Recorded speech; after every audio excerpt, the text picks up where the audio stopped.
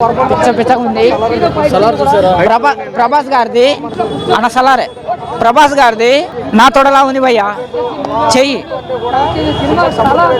Height weight personality LKG cinema.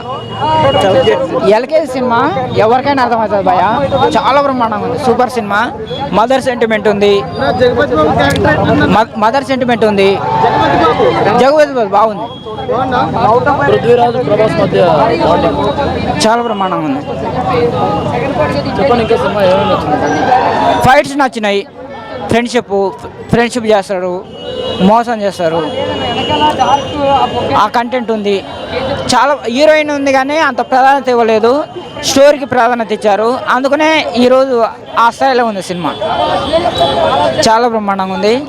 అయితే ప్రభాస్ గారు 100 కోట్లు తీసుకుంటుండే సినిమా. అవసరం ఆ 100 కోట్లు ఆయనకి ఇవ్వడం అనుకున్నా. కానీ ఈ సినిమా చూసిన తర్వాత 100 కోట్లు కాదు 1000 కోట్లు ఇచ్చినా తక్కువనే అనిపిస్తుంది. అనిపిస్తుంది. ఎందుకంటే 100 కోట్లు పెట్టుబడి పెడితే 1000 కోట్లు వస్తుంది భయ్య. 1000 కోట్లు పెట్టుబడి పెడితే 1,00,000 కోట్లు సంపాదించే పరిస్థితిలో ఉంది ఆయన సినిమాలు. ఇస్తే తప్పు లేదు కదా అని ఇప్పుడు అనిపిస్తుంది. ఫుల్ డబ్బులు నెల రోజులు దానక పొద్దుగులు తెల్లవారు లెక్క పెట్టినా కానీ తరగని డబ్బులు వస్తాయి. అదే ఫైట్స్ బాగున్నాయి. సెంటిమెంట్ బాగుంది. ఫ్రెండ్ సెంటిమెంట్ బాగుంది. మదర్ సెంటిమెంట్ బాగుంది. అన్నీ బాగున్నాయి. సూపర్.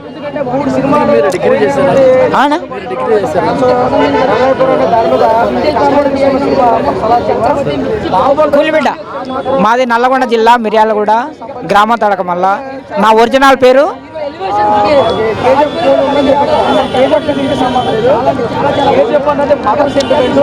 కాతోజు రామాచారి.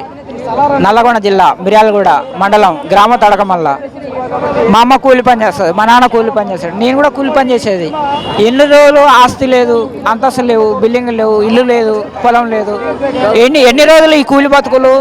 మనం కూడా పై స్థాయిలో పోవాలని చెప్పేసి 2004లో హైదరాబాద్ వచ్చిన. ఇంకొక 4 రోజులు పోతే 2024 వస్తుంది. 20 సంవత్సరాల నుంచి ఇండస్ట్రీ చుట్టూ తిరుగుతున్నా. అయినా కానీ పేదవాళ్ళకి అవకాశాలు ఇచ్చే పరిస్థితులు లేవు. అది మీదయ, వాళ్ళదయ కాదు కదా. నేను సినిమా ఫ్యాన్ కాదు, సినిమా హీరో ఫ్యాన్ కాదు, సినిమా డైరెక్టర్ ఫ్యాన్ కాదు, సినిమా ప్రొడ్యూసర్ ఫ్యాన్ కాదు. మీ ఫ్యాన్ నేను, మీ బిడ్డని నేను. ఈరోజు మీడియా కాబట్టిగా నేను ఈరోజు ఈ స్థాయిలో ఉన్నా. I love you.